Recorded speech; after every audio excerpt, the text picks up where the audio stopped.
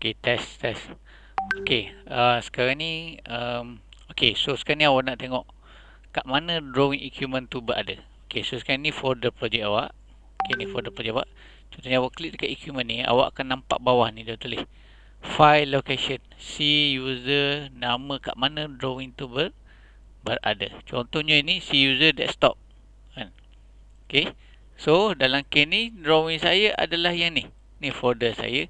So bila saya buka folder projek saya ni, projek saya mula-mula tu, so dia akan ada benda ni. Okay, yang ni default. Once awak create projek, automatic benda ni dia akan create.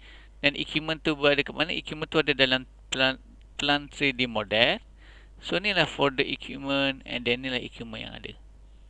Okay, boleh Okay, so awak tengok balik equipment awak tu berada di mana. Okay, tu awak nak identify kat mana equipment tu berada. Okay, next dia adalah awak nak attach. Contohnya saya buka saya create satu drawing. Okay, so saya buka inilah.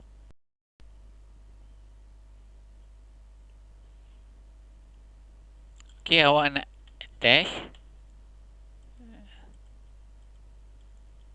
Okay, insert, attach. So dekat sini awak cari kat mana drawing folder awak, folder projek tu. Okay, folder projek saya, contohnya saya dekat desktop tadi. Dekat sini, and then buka sini, and then dia akan ada sini. Folder-folder ni semua default yang dia akan buat. So awak akan pergi plant 3D model. So under equipment adalah equipment yang mana awak nak attach. Okay, ni. And then kalau tak jumpa, kena tengok kat sini. Kalau all image, dia memang tak ada. So awak kena ubah file of type. Ni ambil, okay, all file. Okay, tukar kepada all image. Image ni, image file ni maksudnya dalam JPEG. Kalau all file ni, dia akan keluar semua lah. Okay, ambil ni, and then tekan open. And then yang ni default saja, tekan OK. And then dia akan keluar. Okay, itu sahaja. Cuba buat sekali lagi.